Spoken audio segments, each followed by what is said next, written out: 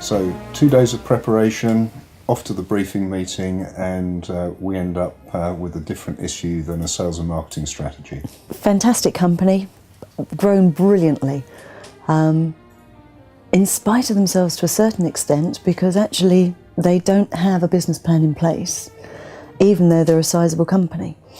And when we went through what they were looking to achieve and their objectives and such, it was so obvious they had slightly differing views.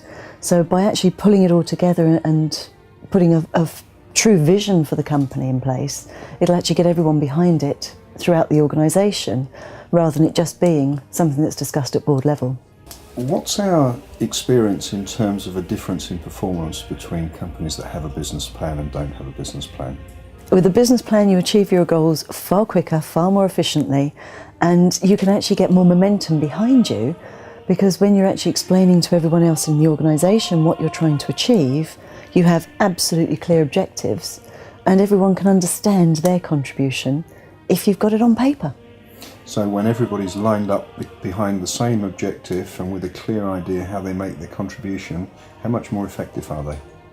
Oh, I'd probably say 100% plus, because the actual momentum that they gain by having clarity and focus, they achieve the goals far quicker than they'd ever anticipated they could have actually done.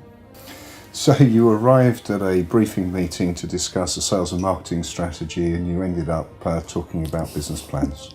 We did, yep. It's quite often the way when you're actually talking to clients where they perceive they have an issue or a problem in one area. When you actually delve in and look at the root causes, sometimes it actually leads to there being other issues or other things that would benefit the company greatly. So we identified the fact that actually if they had a business plan in place, they would be able to have clarity at board level amongst the directors, because they were actually coming at it from very slightly different angles, and they needed to have a vision at board level. Tell me a little bit about the approach that you plan to have in order to help them achieve their goal of putting in place a sales and marketing strategy. The first thing is we've got a half-day session organised where we're actually going to put a team together to support them in putting together their business plan. We've actually got a dynamic one-page strategy that can be utilised very easily, effectively and efficiently, and that's going to be our first objective. And then after that, we're actually looking at the whole organisation and the structure they've currently got in place. They've got some fantastic people that have been within the organisation, understand the culture, understand the clients. So we're going to help them to put a robust strategy together that will also incorporate a bit of training to bring the people up to speed so that they can actually support them from sales and marketing from a level that's professional.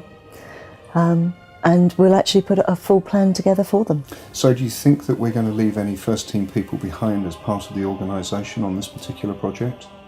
I think from the sales, it depends what comes out from the review.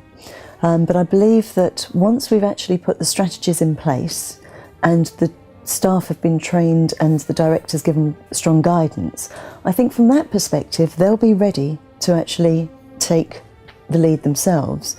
But I do believe that they're going to utilise our services at board level and use us on a consistent basis to make sure they stay focused. And then other than that, it would just be when they're ready to make the next step change in another area.